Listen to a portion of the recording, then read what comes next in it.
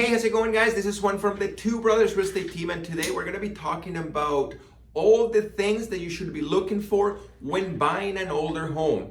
Now, I'm going to be talking about 20 things altogether, but I'm going to be breaking it down in 3-part video, okay? So in this part 1, I'm going to be talking about the first 7 things, part 2, the second 7, and of course on the last video, I'm going to talk about 6 or 7 things to finish the series, okay? So why don't we get started?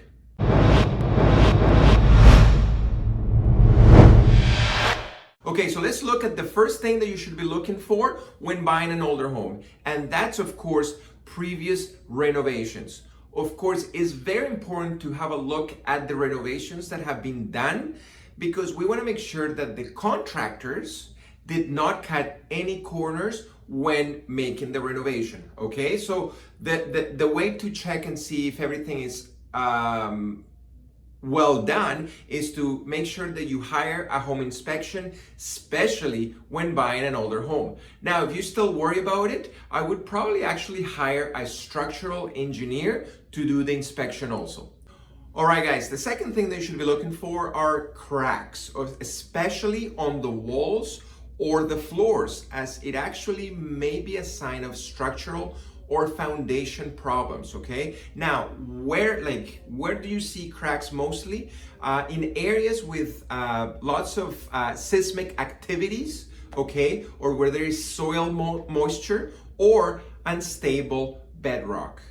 Okay, the third thing that you should be looking for is jamming doors or stuck windows. You know, like you can't really open a window because that's also might be a sign of foundation or structural problems, okay? So again, make sure that you look into that.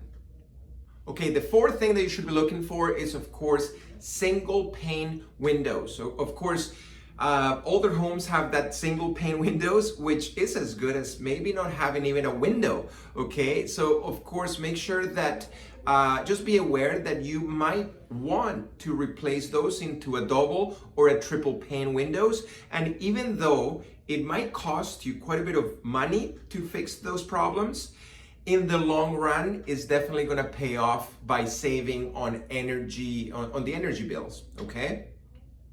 All right, the fifth thing to look for is, of course, the electrical wiring, service panels, and circuit breakers, okay? So old electrical systems can be a major fire hazard, okay? Electrical wiring installed before 1960, they usually last about 70 years, which means that it's actually due for an update really, really soon, okay? Now, in regards to the electrical service panel and the circuit breakers, they might also be too small for all of the, like the modern appliances that we have right now. Okay, the sixth thing to look for when buying an older home is, of course, the electrical outlets. Now, older homes usually have maybe 1 or 2 outlets per room. Now, of course, you can actually fix that temporarily by using extension cords, but of course, be aware that that could be a fire hazard. Now, if you're looking to install more outlets in each of the rooms, it's probably going to cost you about $200 per outlet, okay? So just be aware that that might come up when buying your next home.